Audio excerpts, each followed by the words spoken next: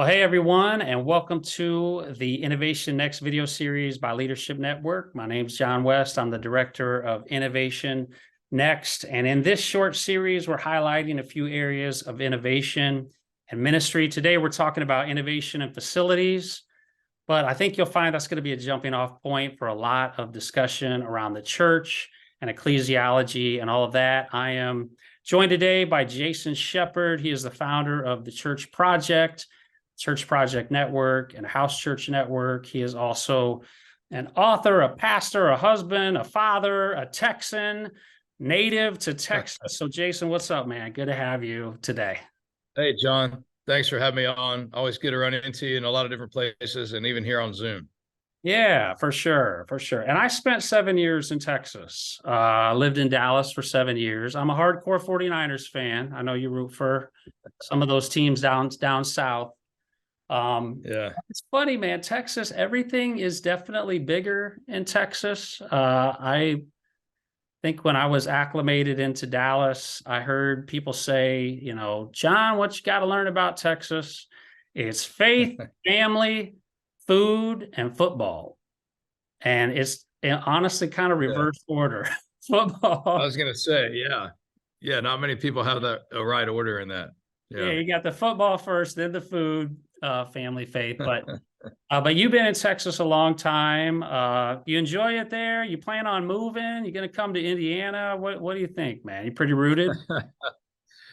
Yeah, man. I mean, I'm multi-generation Texans and, family's been here. I mean, we grew up with horses. I mean, we still have land and, trucks and guns. And I think it's just our home. I visit a lot of places, but actually never Indiana. Don't know a reason to other than you.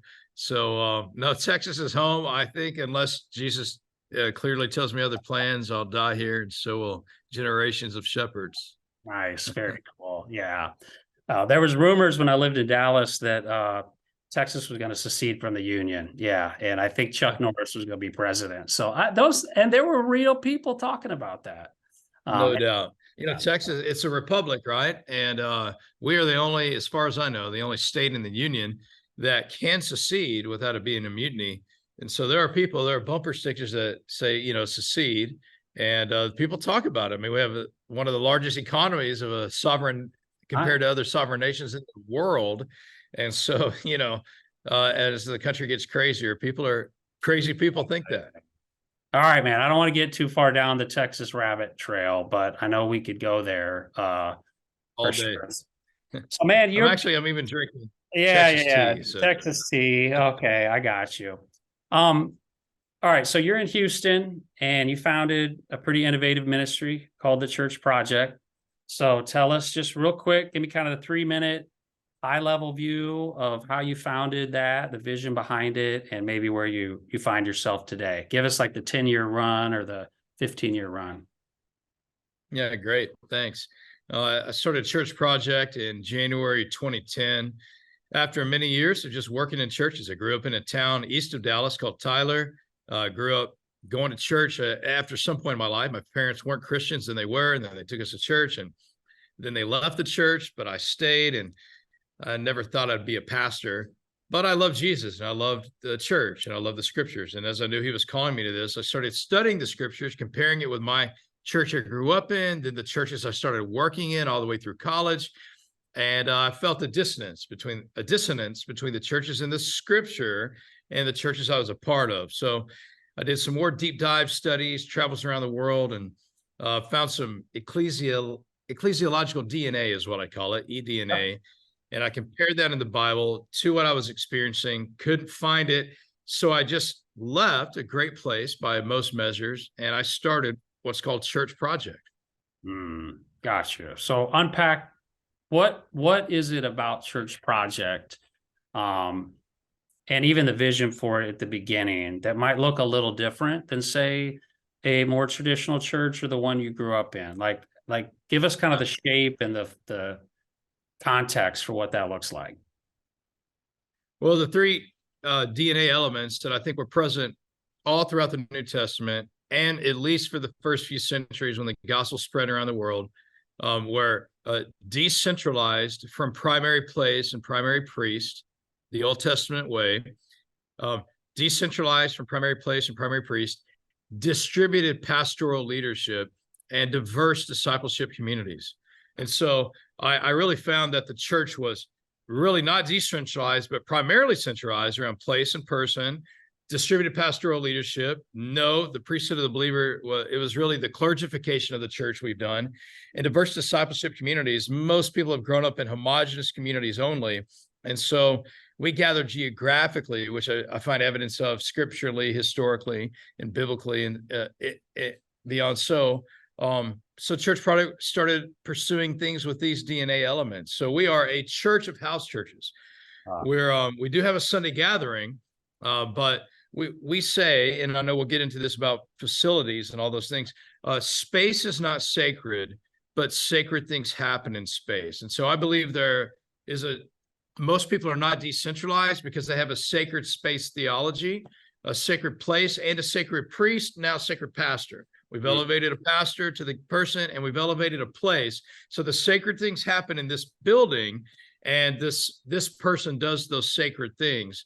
And so, we're not against gathering on a Sunday, but we're actually for it. But we don't believe in a primary place, primary priest. And so because of that, we've been able to steward our space and share it in our city. And then we just do sacred things in it, but the space isn't sacred. So yeah, we're a church of house churches. And then we've distributed pastoral leadership. There are house church pastors who pastor our people, many of them, and they're not paid. They have full-time jobs in other places, but they pastor, shepherd, oversee house churches, and they're the pastor of these communities. Yeah. Interesting. Yeah, it is kind of interesting. We think about the church, even in the New Testament, there is the definition of like the universal church, and then we have kind of the regional church, and we have the house church. And so you are a collection of house churches in a region. Paul would write to these regions, right, Church of Ephesus, or whatever it may be. And now through Church Project, you're sparking other regional collections of house churches, essentially, that are gathering together as well. So I came to Houston last fall. I checked out Church Project, hung out with you there, not as long as I wish. I had to catch a flight in that session, but I was just kind of blown away by a few things. And I'd love you to talk about how you view facilities a bit. First of all, the scale of it was bigger than I thought, and yet it was simpler than I thought. There wasn't a lot of signage when I came on the property. Coming into the lobby, everything was real clean, streamlined, kind of industrial, obviously multi-purpose, a place for gathering. But again, just the space was there. Clearly it's utilized. But how do you view facilities? You touched on it a little bit. Go a little deeper into that and what that view then allows you to do when it comes to ministry. Well, by the way, we got a Texas thunderstorm behind us. I see that. Yeah. It wasn't even a forecast to my knowledge, but this is Texas. Yeah. So because space is not sacred, but sacred things happen in space, it allows us to do a lot more with our building than most churches do. Part of it for me is stewardship. And then part of it for me is what I call a sacred space theology. We've carried an Old Testament. Paul came out of it, primary place, the temple or synagogue, primary priest, he came out of that, and then priesthood of the believer, and then body is a temple of the Spirit. But he wasn't against the gathering of believers. And so we do gather in a place because of the fall. We're wearing clothes, we got weather, we gather in a place, but because we don't see space as sacred, and we're not anti-corporate gathering, which I find people are swinging the pendulum and they're against that. And there's a distinct, unique beauty, even in a house church movement, of a gathering. And so we're able, I tell our church sometimes, we borrow our building on Sunday mornings and occasional other times, and then we steward it to help pay for itself. We're mortgage neutral, and then we share it with ministries in the city. So gospel-centered ministries use our building all the time. And we've even cut off, large portions of our building that are fully dedicated full-time to ministries, like a clinic for the uninsured that we're building. Another area that is separated, its own autonomous area for co-work space for ministry partners in our city. So if you see space as sacred, well, then you can't share it and you can't steward it. But for us, well, we see space as sacred, not as sacred. So we share it, which, we do a little bit of setup in our own building that we own. Yeah. Because we don't have Noah's Ark on the wall, because a company's not going to come and rent our building. We have a company that'll pay us 60 grand for 4 days just to use 110,000 square feet, right? And so, awesome. That'll take care of several months' mortgage. And then we have a school that rents our building from us, just part of the space, the first state-sponsored autistic school in Texas. They couldn't find a place to meet, but we're like, we support you in what you're doing, and the state would, fund it. And so we're mortgage neutral in a great facility, which allows us then to be radically generous. So part of it is just, how can we innovate stewardship of space? Because everybody has space, but they designed it only for sacred use, and therefore they can't steward it. Wow. Yeah. And how many battles do people fight? I know I've fought a couple with people that do see that space as sacred. I bought that pew. I have that, stained glass, whatever it might be. And you kind of take a theological approach, which is great.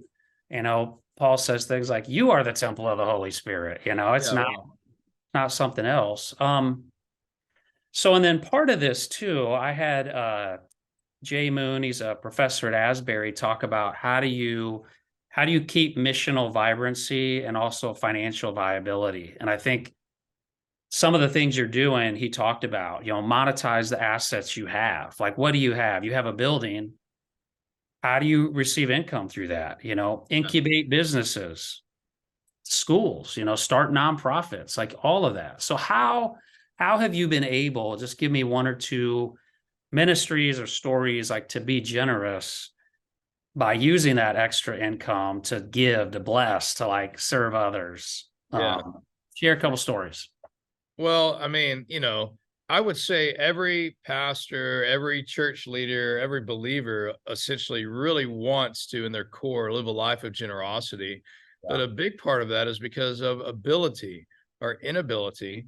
And, if you're planting a church like I did, and like many people are, and you don't have any outside support, we had none. And we wouldn't have made it if our people didn't start giving, but also if we didn't live with really radical simplicity. We have a saying here, I coined a saying, simplicity for the sake of generosity. We are very simple, as you said. Part of that is because the ministry of Jesus was simple. His teaching was simple. I think the gathering of the early church was simple. And so we're simple because Jesus was, the early church was. We're also simple, though, simplicity for the sake of generosity. We're not trying to impress or attract people with our space or other things. We're not trying to cover Jesus up or apologize for him or fill some gaps. And so we just live with radical simplicity, and it allows us to be really, really generous. And so, we can go to Haiti and they need a new building, and we'll write a check for 25,000 or 50,000, or we'll wire it before we leave, right?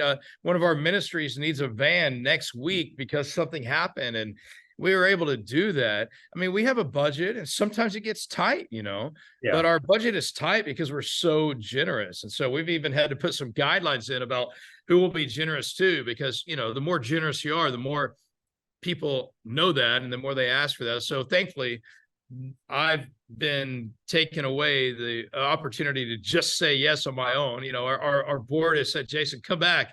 And because we're just so generous, but we're able to be because we're very simple and we steward our space. And because of our distribution of pastoral leadership, we have a lot less staff than most churches our size, maybe 1/3 or 1/4 the size of staff for a church our size, because I have house church pastors who are doing weddings and funerals and hospital visits and front line of counseling and discipleship. And so our staff serves our house church pastors, and our building pays for itself. So we're able to be really generous. We want our people to give, and they do. Yeah. Yeah, that's great. And honestly, where we're at, even culturally, economically, in so many ways, like pastors are trying to figure out, okay, how do we leverage our facilities for ministry? How do we get to that place where we can be radically generous? I'm kind of the thought you start with the generosity and allow God to, the simplicity allows for that. I think it was, what was it, Spurgeon or somebody said, something to the effect of, you'll never have enough until you expect less, or I can't remember how it goes. I'm butchering the quote. Maybe I'll put it in the notes. But the idea being simplicity, allows for that. So one thing I'm impressed about you, man, I love about you is how deep you think theologically, and even your ecclesiology. Like, you've thought this through. And I think a lot of people dive into ministry and they just go with what they've always known, like what they've always seen, how they've always grown up. And so that bleeds into how you think about pastoral leadership, authority, oversight, elders, kind of the whole enchilada. So walk me through, like, at the church project, when you think about the role of elders, pastors, leadership, spiritual authority, how does that all connect together? And even though it's decentralized, it's not really like every person for themselves. It's still a community. So just explain how that all works together. Yeah, well, thanks for the encouragement first. I appreciate your kind words. And I think that I say often when I'm talking ecclesiologically that the way that we do our church should be based on an ecclesiology. The church is carrying all this beautiful doctrine.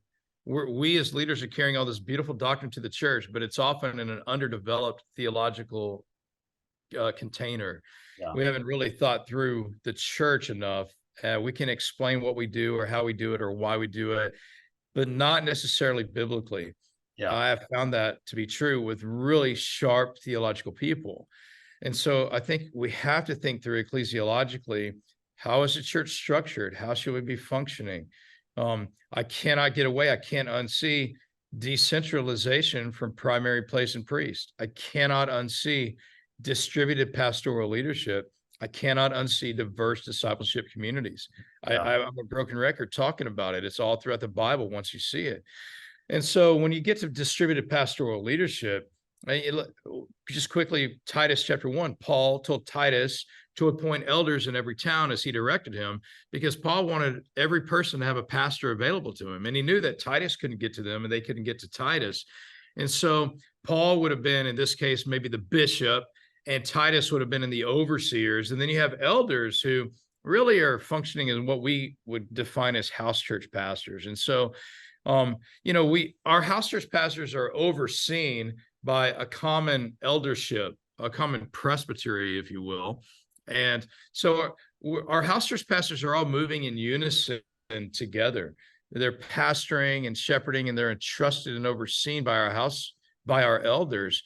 But our elders have authority over, house church pastors. And so if a house church pastor is going rogue in some way, that the elders would step in, and they do. If there's a massive issue, which rarely happens, but has very occasionally, that the elders would step in. So the house church pastors realize they've been entrusted with authority by the elders to shepherd and oversee their house church. But we've been giving them guidelines. I mean, we've proven them according to all the qualifications in Titus and Timothy of being an elder, and and so they're overseen by a group of elders in our church, and we move along in unison. But they are distributed. We've distributed pastoral leadership to them. We call them a pastor because we're pastoring them. Sometimes people will argue with the word pastor or church, and I'm like, well, can you tell me the etymology of your word leader and group? Because I'm at least using some words you find in the Bible. If you're going to tell me I'm wrong, well, please, show me how you're more right by using some words that aren't in Scripture. And I'm not saying you're wrong to do it, but I sure don't believe you can say you're wrong to call a pastor, somebody who's pastoring people, a pastor. Yeah. And this is a little church. It functions as a little church. I mean, but all benevolence happens in house church. Everything starts in a house. It's a self-contained church connected together with common elders and common Sunday gatherings. So it's a little church. It's not just a group. Yeah. And I'll just say, firsthand, I'm again outside looking in, but seeing a little bit of what you're doing, and I know we've talked just a little bit. It's a beautiful thing to watch that and that tension kind of unfold, because I do think that folks do either swing way one side or the other side. And you can have both intention and you can have shared leadership in such a way that authority is clear and yet it is also distributed. So I think that's one of the beautiful things about that. Yeah, thank you. So wish we had a couple hours to keep unpacking this, but I think at least for this purpose, just getting that flyover is super important. And I know some of you watching probably go, how can I learn more about this? I would say churchprojectnetwork.com, Jason. Would that be the best place to go if people wanted to take the next step, or anywhere you'd recommend? Yeah, I mean, churchprojectnetwork.com is good. Churchproject.org, is our church website. I have put some things together because we're just trying to help as many people as we can. So the simplest thing was jasonshepperd.com. There you can find articles on our eDNA, on our theology of space, just articles I've written. They're just there for you. We just saw our evangelistic training of our people, because we say everyone is an evangelist. We train them. That's there. Sometimes we gather together with people to have these conversations. That's there. So jasonshepperd.com or churchprojectnetwork.com or churchproject.org. Awesome, man. And that's SHEPPERD. SHEPPERD. Yeah. Thank you, John West, spelled with an I. Thank you. Excellent. Yeah. Well, man, I appreciate your time. It's been really great, really helpful. I know you lead learning communities with Leadership Network as well. So yeah, lots of places to sign up, to connect. I appreciate your time. Hey, John, thanks for all you do. Thanks for caring about the church, and thanks for leading well. And yeah, you do a great job with these conversations. I enjoy them with you. Yeah, cool. Thanks.